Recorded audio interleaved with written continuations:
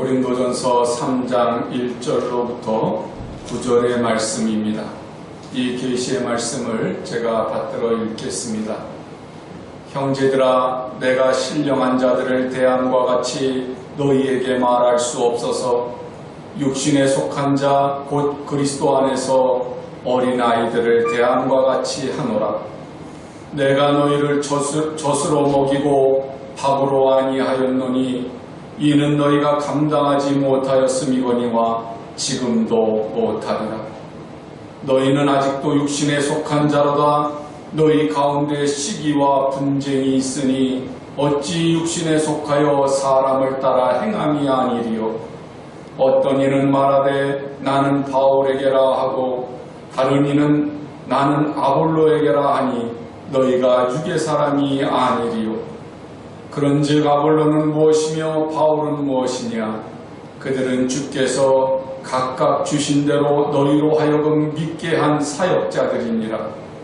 나는 심었고 아볼로는 물을 주었으되 오직 하나님께서 자라나게 하셨나니 그런즉 심은이나 물 주는 이는 아무것도 아니로되 오직 자라게 하시는 이는 하나님뿐이니라.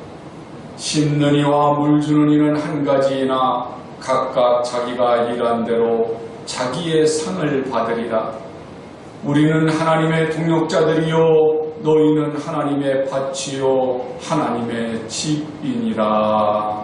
아멘. 우리 서로 주님 앞에 고백하겠습니다. 세상의 빛이 되는 교회가 됩시다. 예. 한 번 더 고백합니다. 세상의 소금이 되는 성도가 됩시다. 네, 세상의 소금이 되고 빛이 되는 교회와 성도로 주신 사명 감당하게 되시기를 예수님의 이름으로 간절히 축원합니다. 지난 1월 11일 국민일보 미션 라이프를 봤더니요, 세브란스 병원 국제진료소 이묘한 박사가 이런 얘기를 했더라고요. 교회가 인터넷이나 TV와 경쟁해서는 안 된다. 한국 교회가 역사 속에서 차별된 것은 실천했기 때문이다. 그런 말을 했어요. 왜 이런 말을 했냐면 인터넷이나 TV에서 하도 교회를 가지고 핍박하고 또 비하하고 그러니까 그런 것을 신경 쓰지 마라. 그런 의도로 이야기를 하는 거지요. 그리고는 오히려 더 하나님의 말씀을 실천함으로 인해서 빛이 되고 소금이 되는 역할을 하라는 그러한 의도로 이런 말을 한 거예요. 지금 이제 세상과 사회가 교회가 한 일들, 기독교에서 이루어 놓은 그 역사들을 자꾸 감추고 비하하고 또 역사책에서도 빼놓고 하는 아주 그런 못된 짓을 하고는 있지만 숨길 수 없는 게 있어요. 그게 뭐냐면 3.1운동 당시에 우리나라 국민의 2%가 기독교인이었어요. 그런데 우리나라 국민의 2%밖에는 안 되는 기독교인들이었지만 그 가운데 30%가 독립운동을 했어요. 그리고 그 독립운동한 그 지도자들 가운데 대부분이 기독교인들이었어요. 그뿐 아니에요. 6.25가 일어났을 때에 그 어려움 속에서도 봉사하고 나누고 살펴주고 어려운 사람들을 돌봐준 것은 교회와 성도들이었어요. 이런 일은 부인할 수가 없어요. 사회가 아무리 감추려고 하고 역사를 자꾸 왜곡하려고 하는 사람들이 있어도 이건 있는 사실이기 때문에 감출래야 감출 수가 없어요. 이렇게 빛은 어둠이 가리려고는 하지만 그 빛은 가리워지지가 않습니다. 교회와 성도의 평생 사명이 뭐겠어요? 그것은 빛과 소금이 되라고 하는 주님의 지상 명령이시죠. 사명을 감당하기 위해서 빛과 소금의 역할을 감당하기 위해서는 우리가 성숙한 교회, 신령한 성도가 되어야만 합니다.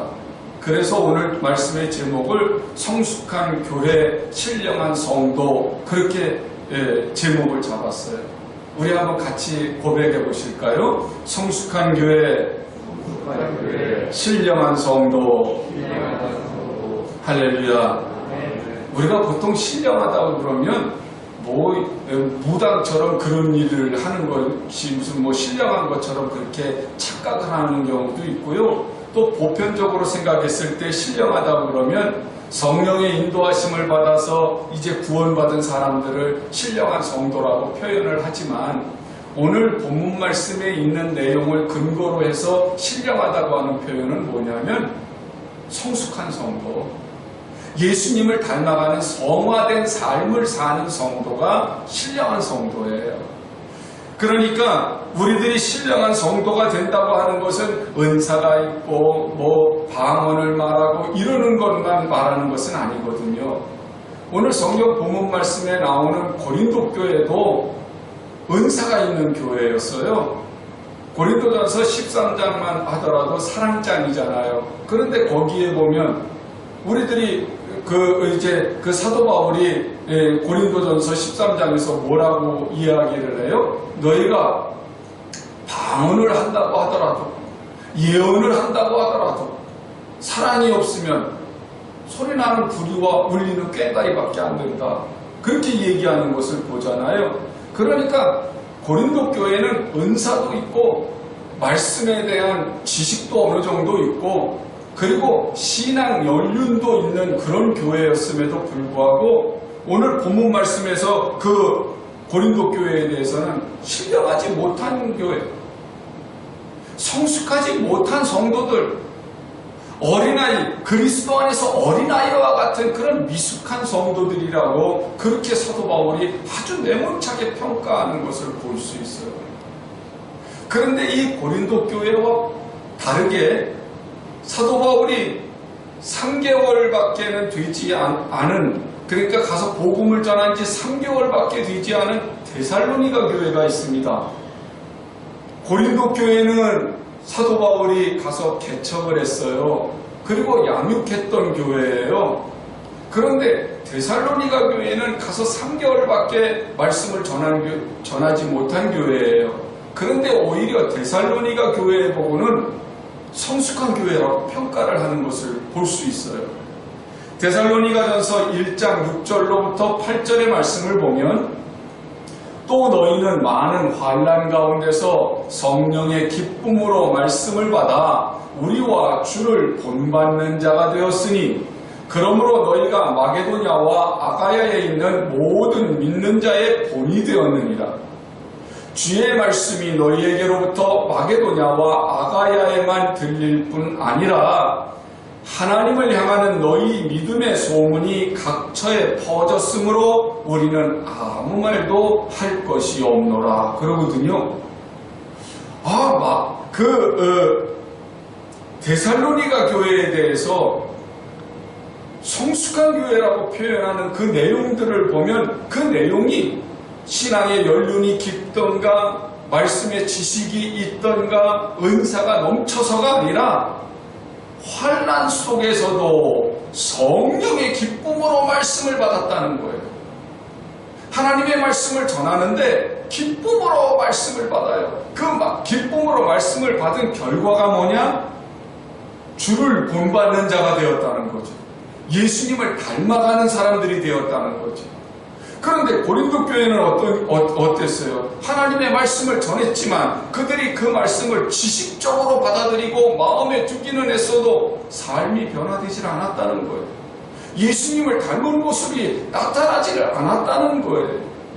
그런데 데살로니가 교회는 예수님을 닮는 모습이 나타났는데 그것이 자기들끼리만 예수님을 닮은 모습이 나타난 것이 아니고 마게도냐와 아가야에 있는 모든 사람들에게 본이 될 정도로 지역에 예수님을 닮은 모습을 보여주었다는 겁니다.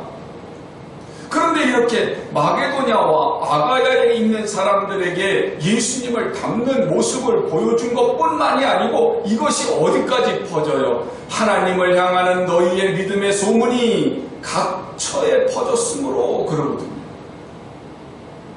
하나님의 말씀을 들었더니 그 말씀이 생활을 변화시켰어요. 인격을 변화시켰어요. 삶을 변화시켰어요. 그것이 뭐라고요? 그것이 신령한 성도라고요. 그것이 성숙한 교회라고요. 사랑하는 여러분, 우리 교회가 데살로니가 교회처럼 성숙한 모습이 되고 여러분들이 데살로니가 교회의 성도들처럼 신령한 성도들이 돼서 이 지역에 빛과 소금이 되고 선한 영향력을 끼치는 아름다운 모습이 되기를 주님의 이름으로 간절히 축원드립니다. 목적이 이끄는 삶이라는 책 잘 아시지요? 릭 워렌 목사님이 지은 책인데 그 릭 워렌 목사님이 뭐라고 얘기를 하냐면 교회는 좌석수가 아니라 파송 능력에 따라서 평가되어야 한다. 그렇게 얘기를 해요. 그게 무슨 얘기냐면 교회는 모이는 성도들의 숫자에 따라서 그 교회가 큰 교회니 작은 교회니 능력 있는 교회니 능력이 없는 교회니 그렇게 평가될 게 아니다. 사람의 수가 아니라 그 교회 성도들이 얼마나 예수님을 닮아서 지역에 많은 사람들에게 예수님의 향기를 나타내느냐, 얼마나 선한 영향력을 지역에 끼치고 있느냐에 따라서 평가돼야 된다는 거예요. 맞아요. 교회의 사명이 뭐라고요? 교회의 사명은 오직 성령과 예수님의 이름으로 많은 사람들을 예수님의 제자로 삼아서 세례를 주고 그리고 세상에 하나님의 나라를 실현시켜 나가는 것이 목적이죠. 그렇기 때문에 우리들이 지금 코로나로 인해서 이렇게 예배를 드리기 어려운 상황이다 할지라도 여기서 포기하고 주저앉아 있을 것이 아니라 오히려 더 하나님을 사랑하고요, 더 말씀을 사모하고요, 더 말씀에 순종해서 정말 예수님을 닮아가기에 힘을 써야 될 줄로 믿습니다. 아까도 말씀드린 것처럼 3.1운동 할 때가 지금보다 더 어려웠어요. 6.25 때가 지금보다 훨씬 힘들었어요. 성도는 어떤 환난이든지 어떤 상황에서든지 예수님을 닮는 일을 멈추어서는 안 돼요. 그렇기 때문에 우리들이 항상 세상의 빛과 소금이 되어야 된다고 하는 것은 어떤 어려움과 어떤 상황에서도 예수님을 닮아가는 모습, 그리고 세상 사람들에게 선한 영향력을 끼치는 그 모습을 보여야 된다고 하는 말이죠. 그러기 위해서 오늘 본문에서 사도 바울은 고린도 교회 보고 신앙 성숙, 인격 성숙을 가져야 진짜 신령한 성도가 되는 거다, 그렇게 말씀하고 있죠. 그래서 1절에서 시작하기를 이렇게 시작을 해요. 형제들아, 내가 신령한 자들을 대함과 같이 너희에게 말할 수가 없어서 육신에 속한 자, 곧 그리스도 안에서 어린아이들을 대함과 같이 하노라 그러거든요. 고린도 교회 성도들이 신앙 성숙을 이루지 못해서, 그래서 육신에 속한 자들이었기 때문에 어린아이들 같이 그렇게 너희에게 대한다고 하는 말은 왜 하나님의 말씀을 많이 알고 있고 은사도 가지고 있고 그리고 신앙 연륜도 있는데 어째서 어린아이같이 그런 모습으로 미숙하게 남아 있었을까요? 그들이 좋아하는 것은 뭐였어요? 어린아이들이 좋아하는 건 뭐예요? 늘 달콤한 거를 좋아하잖아요.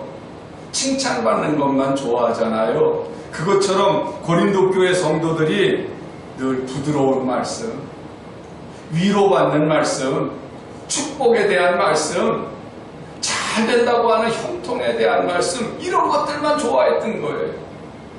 왜 이런 것만 좋아해요? 그것은 세상적인 것을 다 버리지 못했어요. 욕심을 버리지 못했어요. 그 자기 속에 있는 세상에 대한 미련을 버리지 못했고 이기심을 버리지 못했어요. 그러다 보니까 권면의 말씀을 한다든지 책망의 말씀을 한다든지 죄를 지적하고 회개하라고 하면 그 말씀이 귀에 들어오겠습니까? 마음에 걸림이 되지요. 부담이 되지요. 그러다 보니까 그 말씀은 소화가 되지를 않아. 그러니 말씀을 듣고 내 생활이 변화되고 인격이 변화되고 선한 영향력을 끼쳐야 되는데 오히려 그 말씀이 부담이 되고 짐이 되니까 시험에 걸려서 넘어질 수밖에 없는 상황이 되어버리고 말아요. 이렇게 달콤한 말씀만 좋아하니 믿음이 커질 수가 없잖아요.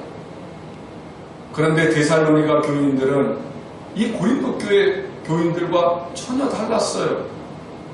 데살로니가 전서 2장 13절의 말씀을 보면 그러므로 우리가 하나님께 끊임없이 감사함은 너희가 우리에게 들은 바 하나님 말씀을 전할 때 하나님의 말씀을 받을 때에 사람의 말로 받지 아니하고 하나님의 말씀으로 받음이니 진실로 그러하도다.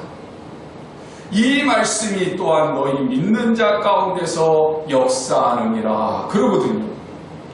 하나님의 말씀을 전해요. 권면의 말씀을 전해요. 책망의 말씀을 전해요. 회개의 말씀을 전해요. 그랬더니 이 데살로니가 성도들은요, 그 말씀을 아멘으로 받아들이는 거예요. 기쁨으로 받아들이는 거예요. 그 말씀을 받아들일 때 사람의 말이 아니라 하나님의 말씀으로 받아들이니까 그 말씀을 받으니까 그 말씀대로 자기 마음속에서 회개의 역사가 일어나기도 해요. 성령의 열매를 맺기도 하는 거예요. 신앙 성숙이 일어나는 겁니다. 변화가 일어나는 겁니다. 삶이 변화되고 인격이 변화되고 성령의 열매를 맺으니까 주변 사람들에게 덕이 되는 거예요. 제가 신학대학원을 졸업하고 저 전라남도 해남 해송교회로 이제 갔어요. 그거 땅끝에서 복음을 전하는데 거기 성도님들이 다 이제 연세가 다 많으신 분들이신데 그분들이 뭐라고 얘기를 하냐면 전도사님 말씀은 하나님 말씀. 성도들끼리 서로 말씀하시는 내용이 그래요. 전도사님 말씀은 하나님 말씀. 그런데 교회 안에서만 그러시는 게 아니고 마을에 가서서도 우리 전도사님 말씀은 하나님 말씀. 제가 이렇게 편찮으신 분들, 어려우신 분들, 신방 가자고 권사님들이 그러셔서 가면 그 믿지 않는 분들이신데 가가지고 제가 말씀을 전하면 그 자리에서 그 권사님들이 우리 전도사님하고 약속하는 게 아니라 하나님하고 약속하는 거야. 전도사님 말씀은 하나님 말씀이야. 이러면서 마을 사람들한테까지도 그렇게 얘기하셨어요. 그러니까 변화가 일어나더라고요. 앞집, 뒷집에 형제가 사셨는데 동서지간이 서로 안 좋으세요. 그래가지고 형제들은 교통하는데 동서가 교통을 서로 안 하시는 집안이 있었는데 10년 만에 교제를 시작하셨어요. 하나님 말씀이라고 하니까 서로가 자존심 때문에 교제를 안 했었는데 하나님 말씀을 듣고 변화를 받아서 교제를 하시기 시작을 했어요. 30년 동안 술을 못 끊어서 술만 드시면 앰프를 크게 틀어가지고 동네를 시끄럽게 하셨던 분이 계세요. 그분이 술만 끊으면 교회 나오시겠다고 그 아내 되시는 분이 그러셨거든요. 그동안에 절에 다니셨는데. 그런데 하나님 말씀을 듣고 전도사님 말씀은 하나님 말씀이라고 우리 권사님들이 그러니까 술을 끊으셨어요. 그리고 교회 나오셨어요. 하나님 말씀이라고 그렇게 받아들이니까 그 말씀이 역사가 일어나는 거예요. 변화가 일어나는 거예요. 그때보다 지금은 훨씬 설교도 잘하거든요. 그때 설교 제가 들어보면 설교 같지도 않은 설교도 많이 했어요. 그럼에도 불구하고 받아들이시는 분들이 사람의 말이 아니라 하나님의 말씀이라고 받아들이니까 역사가 일어나요. 여러분, 달콤한 말씀만 바라면 믿음이 성장하지 않습니다. 그 달콤한 말씀만 바라면 그러면 그 달콤한 말씀을 사람의 말로 받아들이기 때문에 가끔 이제 권면의 말씀이라든지 책망의 말씀이라든지 때로는 죄를 지적하고 회개를 요청하는 말씀을 하면 사람의 말이기 때문에 오해할 수가 있어요. 내 속에 섭섭함이나 또 혹은 내 속에 아직도 이기심, 변화되지 않은 그런 부분들이 있기 때문에 그것이 나로 하여금 괴롭히고 성장하지 못하도록 만들고 오히려 어떤 때는 실족해서 넘어지게도 만들어요. 그런 마음을 가지고 신앙생활을 하면은요, 따스한 날에 녹기 시작하는 얼음 위를 걷는 거하고 똑같아요. 여러분 그런 경험 다 있으시죠? 햇빛이 따뜻한 날 웅덩이에 얼음이 얼어서 썰매 들고 나가가지고 저희 가서 놀면 되겠다 싶어갖고 나가보신 적 없어요? 저도 어렸을 때 그래봤어요. 아니 나갔더니 얼음이 얼기는 얼었는데 가운데로 가면 갈수록 구름다리 같이 일렁일렁거리더라고요. 제 친구 하나가 잘못해가지고 얼음에 빠졌다가 죽을 뻔했어요. 겉모양은 딱딱하게 얼었어요. 그런데 속이 덜 얼어가지고 구름다리 마냥 일렁일렁하다가 깨져버리더라고요. 우리의 신앙이 그럴 때가 있어요. 내 신앙생활이 오래됐고 은사를 체험했어도 내 믿음이 단단하지 못하고 성장하지 못하면 어느 한순간에 그렇게 일렁일렁하다가 그만 시험에 빠져버릴 때가 있다 이 말입니다. 저도 그런 경험을 했어요. 신앙생활을 저도 꽤 많이 했거든요. 모태신앙이니까. 그런데 어렸을 때는 잘 몰랐어요. 그냥 교회에서 말씀 듣고 그냥 배웠는데 그 말씀이 그냥 지식적으로 쌓여져 있었지 삶을 바꾸거나 인격을 성장시키지는 못했었어요. 제가 청년 시절에 경제적으로도 많이 어려웠어요. 그런 상황에서 교회를 가니까 교회에서 11조 얘기하죠. 헌금 얘기하죠. 그때는 건축들을 왜 그렇게 많이 했는지 건축 헌금 얘기를 그렇게 많이 했어요. 또 전도를 그렇게 강조를 했어요. 뭐 지금도 그렇게 이제 강조하는 분들도 계시겠지만 전도, 봉사, 헌금 이런 걸 강조를 하니까 제 생활이 어려운 데다가 일이 바빴어요. 직장에 가면 그냥 아침에 일찍 출근을 해도 저녁 때 제 시간에 퇴근한 적이 없어. 맨날 잔업을 해야 되니까 그냥 저녁 늦게 그저 막 9시, 10시나 돼야 퇴근을 하는 그때였어요. 여러분들도 다 그런 시대를 겪고 오셨으니까. 그런데 언제 교회에 가서 봉사하고 언제 전도를 합니까? 아는 사람도 몇 명 있지도 않은데 그게 부담이 다 돼 있었어요. 그런데 어느 날 이렇게 이제 소그룹 모임이 있어가지고 회의를 하는데 그 중에 한 사람이 저한테 이야기를 하는 것이 제 자존심을 그만 긁어버렸어요.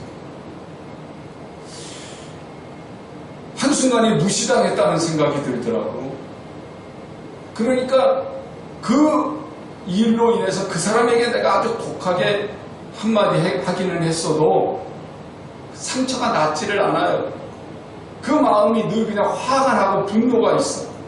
그러니까 더 이상 그 교회에 못 가겠더라고. 한꺼번에 모든 게 다 터져버렸어. 헌금, 전도, 나를 무시하는 것.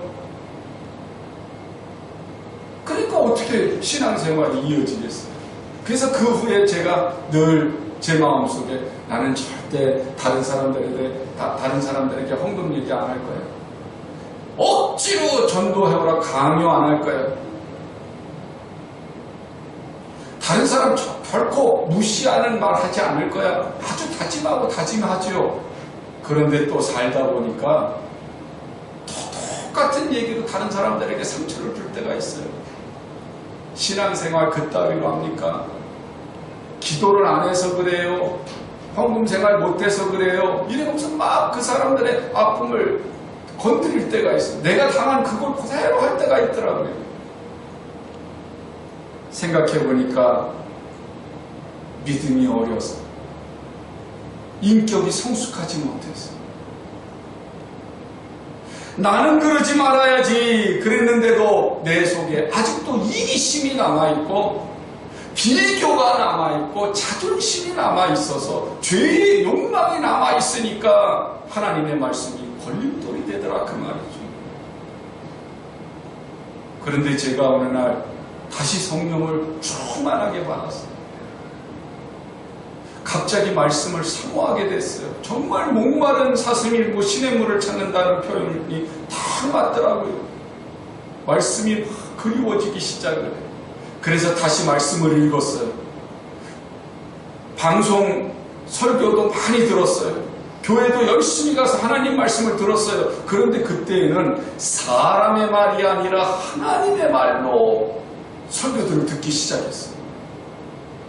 그랬더니 이해가 되더라고요.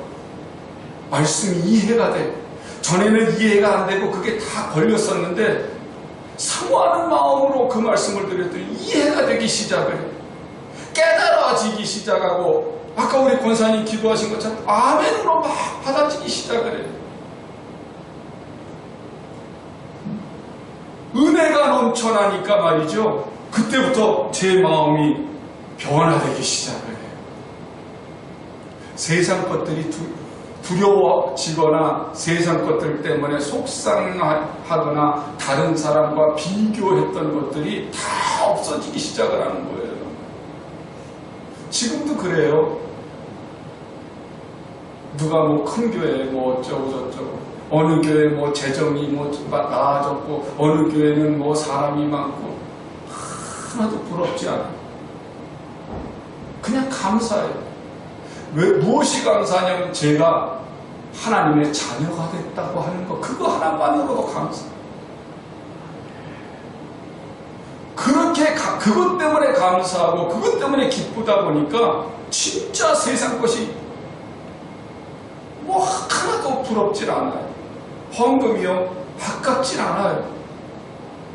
제가 만약에 제 생활에 물질에 대한 욕심이 있었다고 하면 아마 당회 때마다 우리는 맨날 싸웠을지도 몰라요.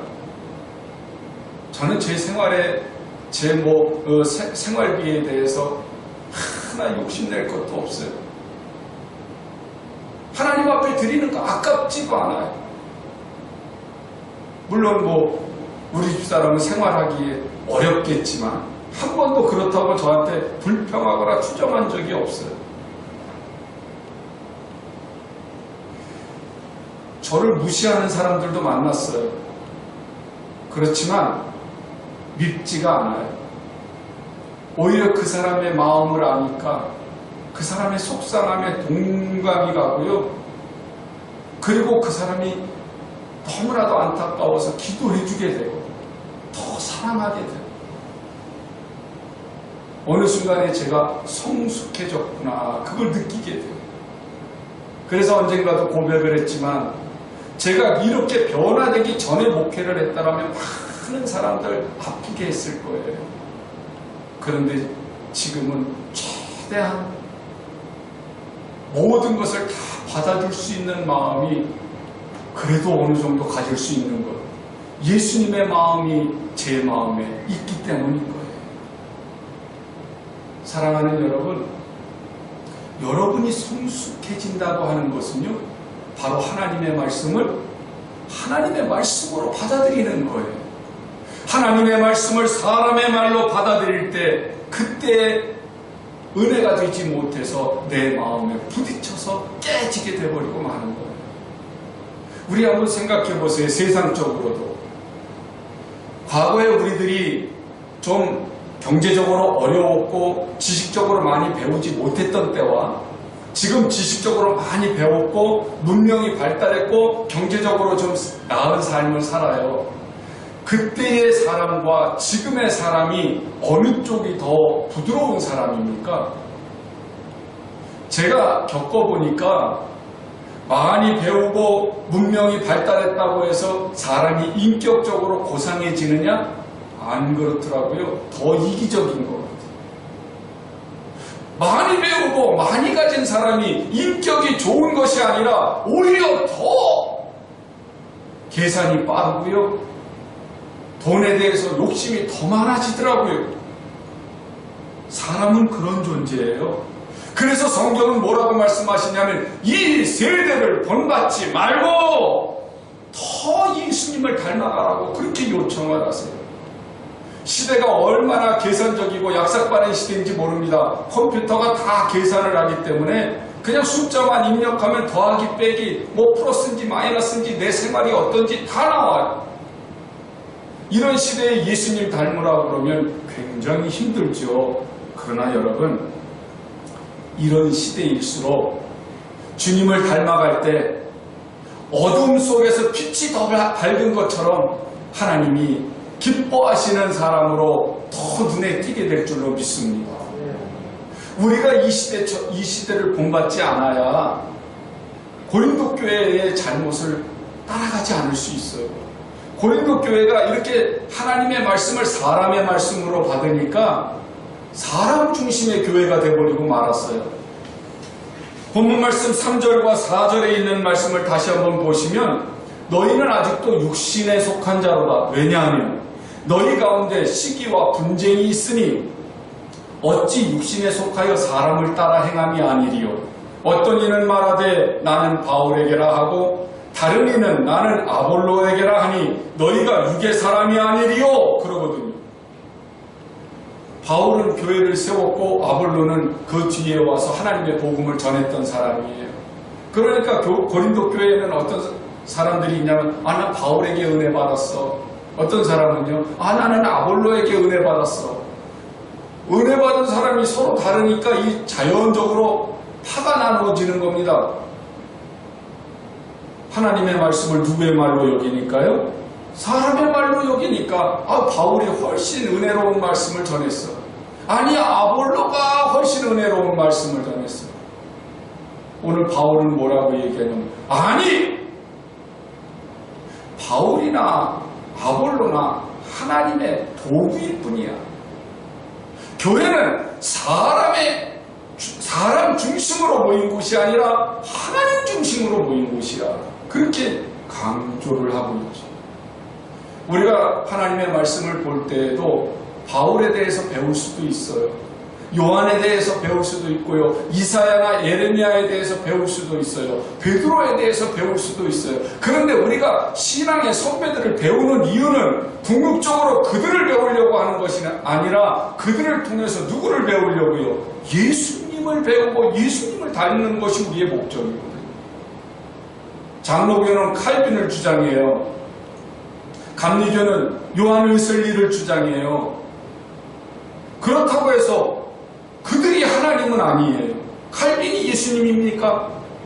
요한 웨슬리가 하나님입니까? 아니, 그들을 이야기하는 이유는 누가 더 예수님을 닮을 수 있느냐를 얘기하기 위해서 그러는 거지, 칼빈이 천국 가게 만들어주는 것도 아니고 요한 웨슬리가 나를 죄에서 구원해주는 것도 아니에요.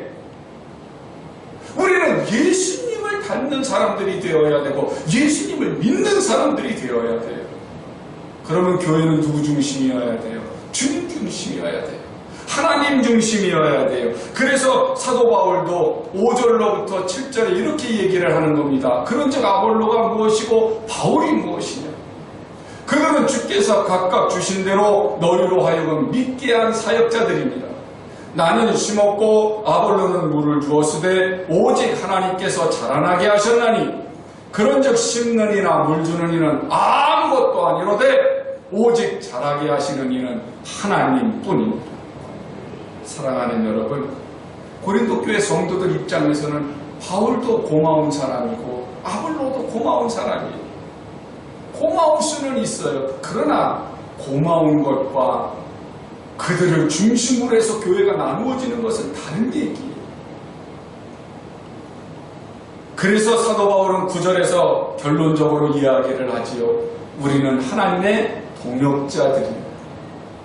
바울도 아볼로도 하나님의 동역자일 뿐, 도구일 뿐 아무것도 아니에요. 너희는 하나님의 밭이요 하나님의 집이라. 성도들은 하나님의 밭이에요. 성도들은 하나님의 집, 교회예요. 그러면 하나님의 밭이면 무엇을 맺어야 돼요? 열매를 맺어야죠. 성령의 열매를 맺어야 신령한 성도가 되고, 하나님의 집, 하나님의 집은 무엇으로 채워져야 돼요?